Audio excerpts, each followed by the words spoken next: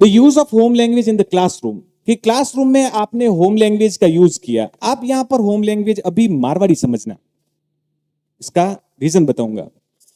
The use of home language in the classroom promotes a smooth transition between home and school, कि जब आपने अपने विद्यालय में प्रवेश लिया तो वहां के टीचर जो थे वो आपको कौन सी भाषा में टैकल कर रहे थे?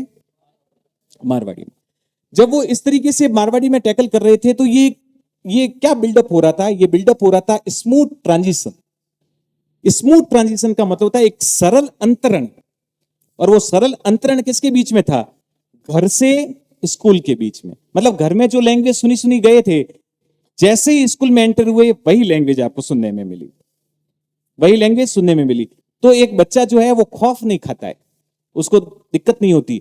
मैंने कई बार देखा है, जैसे बाड़मेर की स्कूल से किसी बच्चे का नया नया एडमिशन करवा दिया, इंग्लिश मीडियम स्कूल में करवा दिया, जैसे बहुत सारी इंग्लिश मीडियम स्कूल है तो वहां करवा दिया। अब घर के अंदर बच्चा मारवाड़ी या हिंदी सुन के गया है, और वो जैसे ही इंग्लिश मीडियम स्कूल में जाता है, शुरुआत में इसको good morning, come here, sit down, इस तरीके जैसे वर्ड आते हैं वो बच्चा थोड़ा सा यूं विचलित होता है। उसको लगता है ये क्या है, ये तो मैंने सुना ही नहीं था घर पे, ये कहां से आ रहा है?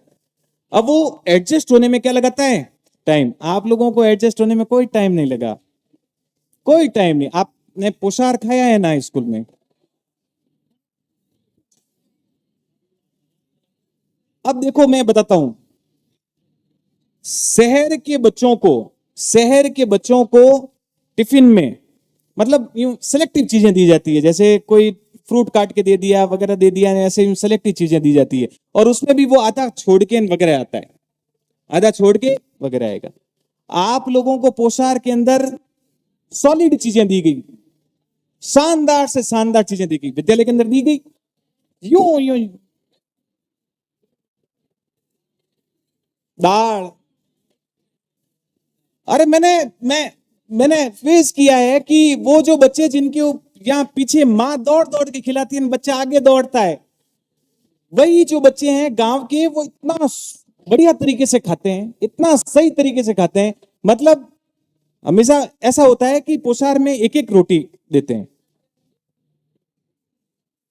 चार चार रोटी आराम से, और उनका कंसेप्ट बिल्कुल क्लियर है।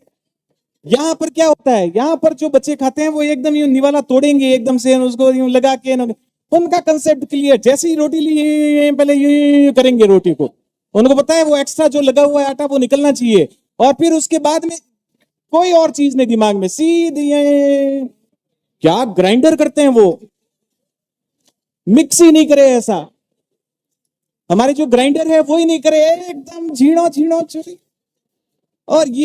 और जैसे ही दाल आई वो क्या रमती है दाल उसके अंदर, और फिर उनका खाने का मतलब मैंने सीखा है उनसे, ऐसे खाना चाहिए ये चीजें।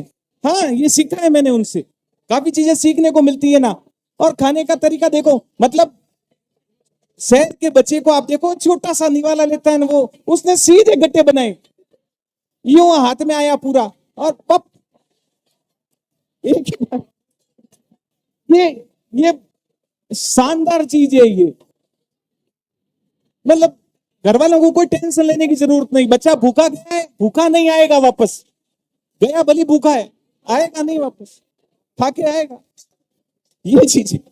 और ये वास्तव में सही है, माता पिता को कोई टेंशन नहीं, आराम से खा लिया उसने, और बढ़िया तरीके, क्योंकि क्वालिटी चीज मिलती है, पता है ना। मैं हमेशा ही कहता हूं कि ऐसा कोई विद्यालय नहीं होगा जहां पर गलत चीज आएगी, सब जगह क्वालिटी चीज आती है, सब जगह, क्योंकि भाई सरकार दे भी रही है, और जो भी प्रभारी हैं वो बिल्कुल बहुत अच्छी तरीके से डिलीवर कर रहे हैं ये सारी चीजें, तो बढ़िया चीज बनती है, उससे तो नेगलेक्ट ही नहीं करना चाहिए, बहुत बढ़िया तरीके से।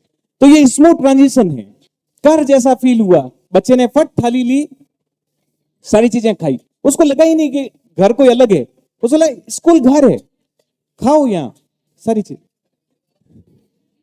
It means learners get more involve in the learning process and speed up the development. It means, इसका मतलब यह है कि लर्नर्स गेट मोर इन्वॉल्व, कि एक विद्यार्थी जो है वो स्कूल के अंदर बहुत ज्यादा इन्वॉल्व रहेगा, कार्य करने में उसको बहुत ज्यादा अच्छा लगेगा। हम आइडेंटिफाई कर लेते हैं, कुछ ऐसे स्टूडेंट हैं जिनको आइडेंटिफाई कर लिया है कि ये हमेशा काम करेंगे जिम्मेदारी के साथ। हर विद्यालय के अंदर कुछ ऐसे बच्चे होते हैं, मतलब आपको केवल इशारा करने की जरूरत है, वो यूं दौड़ेंगे यूं आएंगे, सुनेंगे भी बाद में काम क्या कहा था, दौड़ पड़ेंगे। एक बार तो किस टीचर ने कुछ कहा है तो चलो दौड़ो, फिर आधे गए कि कहा क्या था, वापस आए। तो वो चीजें मतलब बहुत ज्यादा इन्वॉल्व रहते हैं वो इन द लर्निंग प्रोसेस, सीखने के प्रोसेस में, and speed up the development of basic literacy skill, और अपनी स्पीड अप करते हैं। बहुत ब्रिलियंट स्टूडेंट गांवों के, जिनकी मैं मतलब इंग्लिश की राइटिंग देख लो आप, हिंदी की राइटिंग देख लो, इतने शानदार वो लिखावट उनकी, और पढ़ने में जो रुचि रखते हैं वो बहुत ही आला दर्जे की रुचि। क्योंकि मैं तो शुरुआत के अंदर मेरी पोस्टिंग ही गांव में थी, और मेरी 8वीं क्लास में जिस समय फर्स्ट बार लगा था, जो 8वीं क्लास थी, उस 8वीं क्लास के जो बच्चे थे वो क्रीम बच्चे, इंटेलिजेंट, मतलब जबरदस्त। आज भी मैं उनसे मिलता हूं तो कई जने तो लग गए, नौकरी लग गए, क्योंकि वो बात हो गई लगभग 10 साल पुरानी, 10 साल पुरानी बात है। तो वो बच्चे, क्योंकि उस समय भी लगता था कि ये अगर निकलेगी खेप तो ये वास्तव में फ्रूटफुल होगी, फलदायी होगी, और कुछ ना कुछ ये बन के निकलेंगे। तो ऐसे स्टूडेंट वास्तव में दिख जाते हैं जिनकी राइटिंग बहुत अच्छी होती है और जो हमेशा इन्वॉल्व रहते हैं। आप में से भी कई जने, भाई अगर मैंने कह दिया कि 15 मीनिंग याद करके आनी है, तो कई ऐसे स्टूडेंट होते थे वो 30-30 मीनिंग याद करके आते थे और बाई हार्ट याद करके आते थे। उनको कोई ऐसे रटी हुई नहीं कहीं से भी।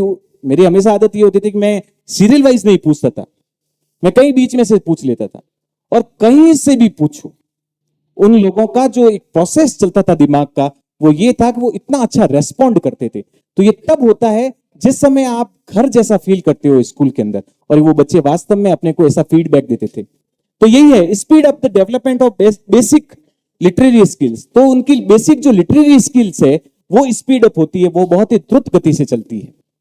It also enables more flexibility, innovation and creativity in teachers preparation. और जब बच्चों के अंदर, हमेशा देखना कि जब आप बच्चों से एक पॉजिटिव रेस्पॉन्स पाते हैं, तो टीचर जब भी कक्षा में जाएगा वो हमेशा एक पॉजिटिव सेट ऑफ माइंड से जाएगा, और उसको हमेशा लगेगा कि क्या करना चाहिए, यहां पर थोड़ी सी फ्लेक्सिबिलिटी रखनी चाहिए। फ्लेक्सिबिलिटी का मतलब है कि अगर वो कितना भी स्ट्रिक्ट है, उस कक्षा के अंदर जैसे गया उसको पता है कि यहाँ के जो बच्चे हैं वो इतने पढ़ाई वाले और इतने अच्छे फीडबैक देने वाले बच्चे हैं, रेस्पॉन्ड करने वाले बच्चे हैं, वो हमेशा वहां पर फ्लेक्सिबल रहेगा, बहुत ही ज्यादा नमनीय रहेगा। दूसरा, वो कोई ना कोई इनोवेशन करने की कोशिश करेगा, कोई नवाचार करने की कोशिश करेगा। और दूसरा, क्रिएटिविटी उसके दिमाग में चलेगी, इनको किस तरीके से पढ़ाया जाए ताकि इनको और अच्छी लर्निंग हो जाए। क्रिएटिविटी का मतलब होता है सृजनात्मकता। इन टीचर्स प्रिपरेशन, कि टीचर की जो प्रिपरेशन होगी, उसकी जो तैयारी होगी, उसके अंदर एक वो नवाचार करने के लिए उत्सुक रहेगा, वो अपनी सृजनात्मकता दिखाएगा, और प्लस वो थोड़ा सा उदारवादी रहेगा, लिबरेट रहेगा। तो ये होना दर्शाता ये है कि बच्चों से क्या आ रहा है, पॉजिटिव फीडबैक आ रहा है बहुत ही अच्छा तरीके से।